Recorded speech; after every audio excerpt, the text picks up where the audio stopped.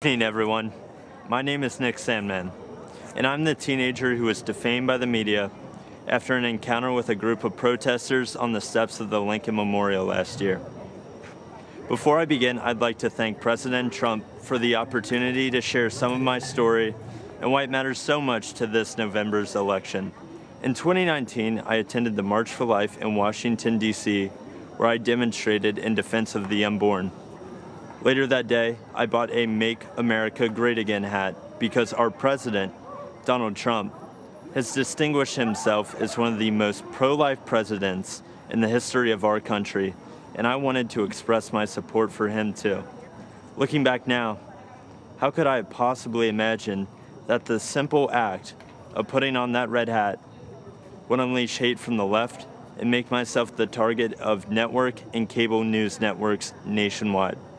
Being from Kentucky, the birthplace of Abraham Lincoln, my classmates and I visited the Lincoln Memorial.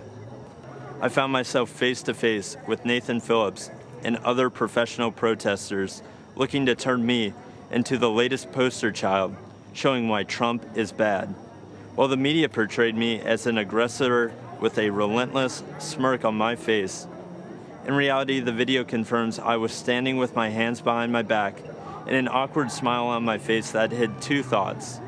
One, don't do anything that might further agitate the man banging a drum in my face. And two, I was trying to follow a family friend's advice, never to do anything to embarrass your family, your school, or your community. Before I knew what was happening, it was over. One of Mr. Phillips' fellow agitators yelled out, "We got him. It's all right here on video. And we won, Grandpa." What I thought was a strange encounter quickly developed into a major news story, complete with video footage. My life changed forever in that one moment. The full war machine of the mainstream media revved up into attack mode.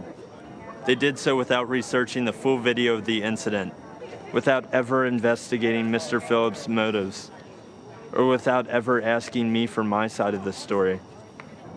And do you know why? Because the truth was not important. Advancing their anti-Christian, anti-conservative, anti-Donald Trump narrative was all that mattered. And if advancing their narrative ruined the reputation and future of a teenager from Covington, Kentucky, well, so be it. That would teach him not to wear a MAGA hat. I learned what was happening to me had a name. It was called being canceled, as in annulled, as in revoked, as in made void. Canceled is what's happening to people around this country who refuse to be silenced by the far left. Many are being fired, humiliated, or even threatened. And often, the media is a willing participant.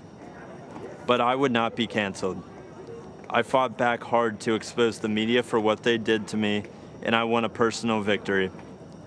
While much more must be done, I look forward to the day that the media returns to providing balanced, responsible, and accountable news coverage. I know President Trump hopes for that too.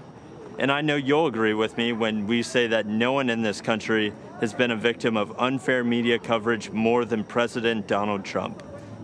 In November, I believe this country must unite around a president who calls the media out and refuses to allow them to create a narrative instead of reporting the facts.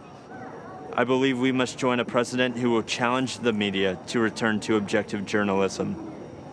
And together, I believe we must all embrace our First Amendment rights and not hide in fear of the media or from the tech companies or from the outrage mob either. This is worth fighting for. This is worth voting for.